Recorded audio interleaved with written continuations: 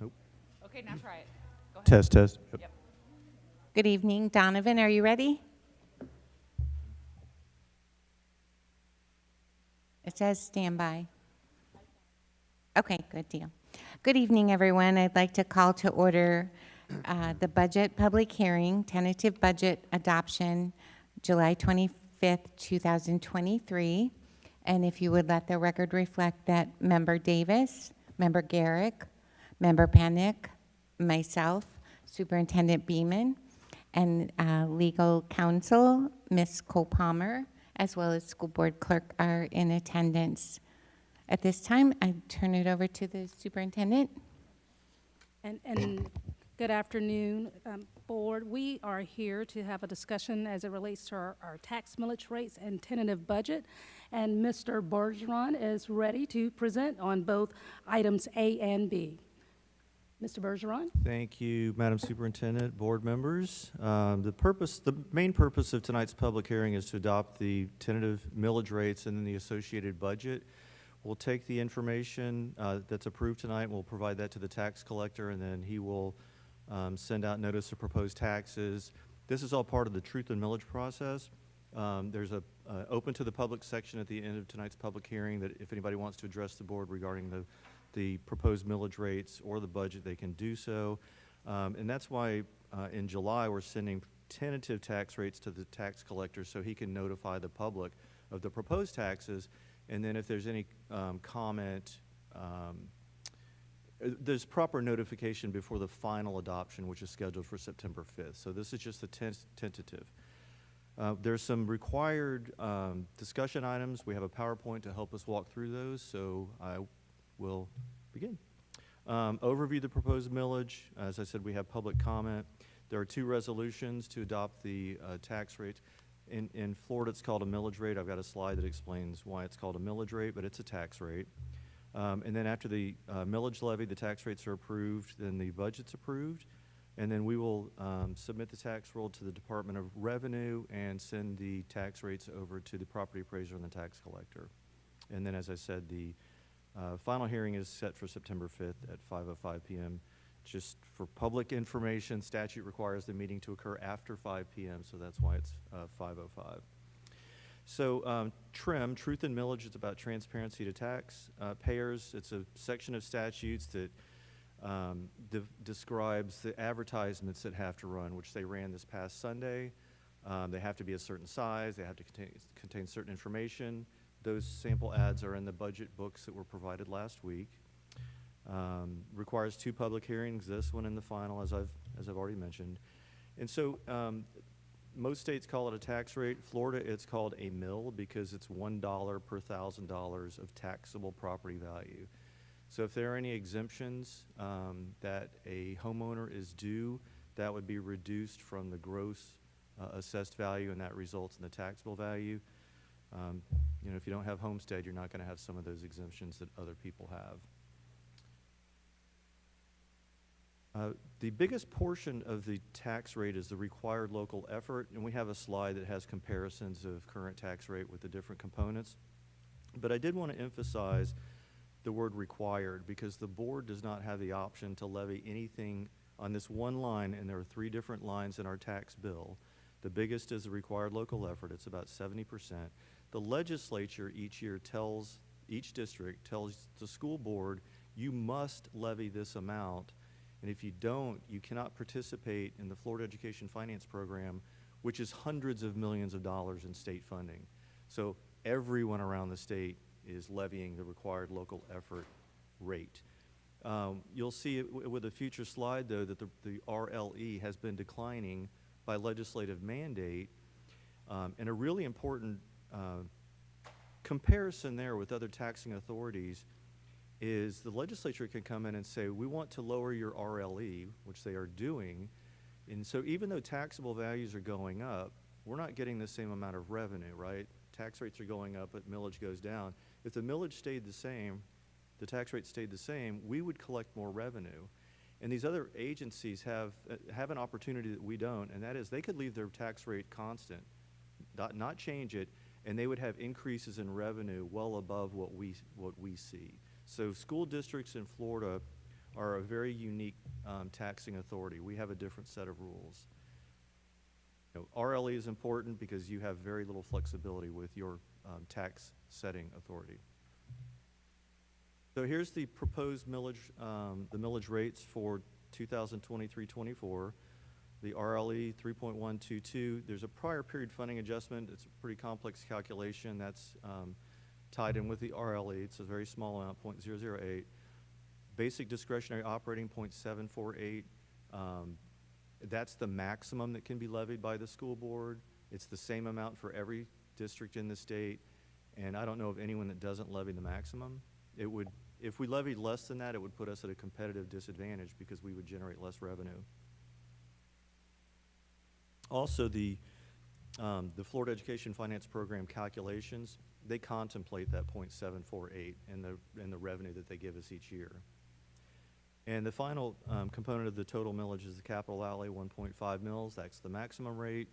Same comment as with the supplemental, the basic discretionary operating. Every district, as far as I know, is levying the 1.5 mils. And that is for capital outlay purposes. One of the ads that we ran on Sunday listed all the projects that we plan on doing with the revenue generated by that 1.5 mils. Here's a comparison to last year. So the total went from 5.46 to 5.378. So we have a decrease in the total millage. And you can see that's driven by the RLE.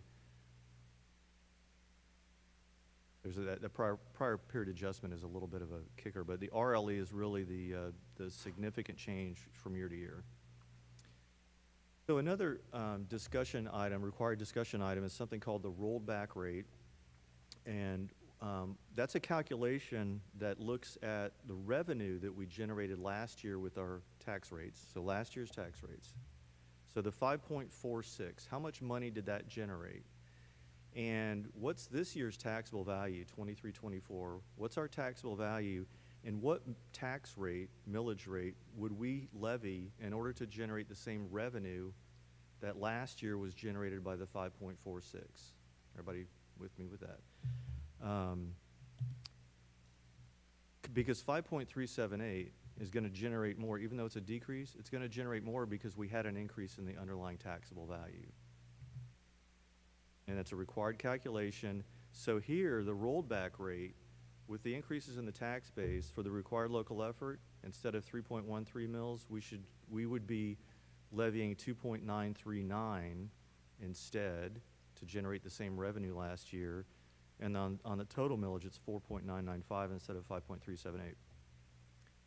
It's really just a calculation that is intended to tell taxpayers, we understand that you had increases in your property values. And so even though we're reducing our total millage rate, there is an impact on your tax bill.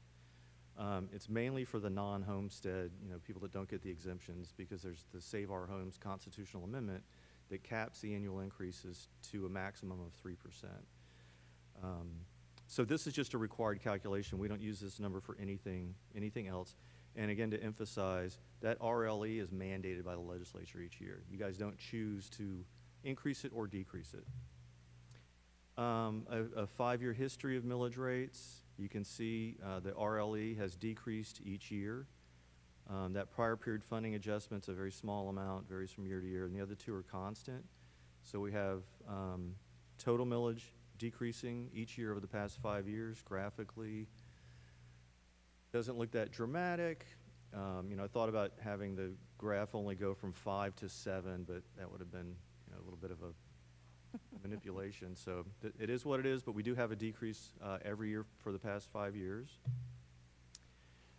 Impact on the average homeowner, and we got these taxable values from the property appraiser's office. So this is the real single-family residential average value in the county, 219,523. So this just shows how the taxes are calculated. So you have the $220,000 taxable value.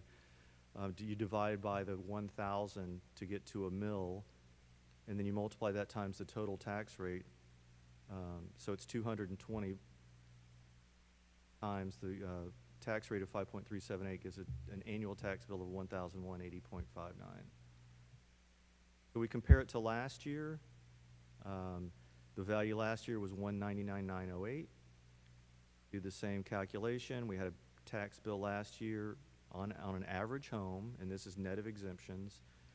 1,091 goes up to 1,180, so we have an annual increase of $89.07, driven by the mandated tax rates. So those were the tax rates. This is a summary of the proposed budget. This mirrors the resolution that you have to approve. We've had a number of workshops to discuss the budget and to develop the budget. We've been working on this since January. When we present the final budget in September, there will be some changes to this. We've not closed out 22-23 yet. And when we close those out, we'll be incorporating some roll forwards and some things that usually aren't done until the final budget. But this is tentative. This is what we have now. The revenues in this budget come from the FEIP first calculation and from the preliminary millage rates. And if there are no questions, that's it for the presentation. Do we have any public comment forms? We do not. Okay, board, any discussion? Member Pennick, no? I'm sorry, the roll call order tonight, Member Garrick, Member Pennick, Member Davis, and then myself. Member Davis, any comments? No, I don't have any. Okay, thank you. Thank you. Thank you very much for your presentation.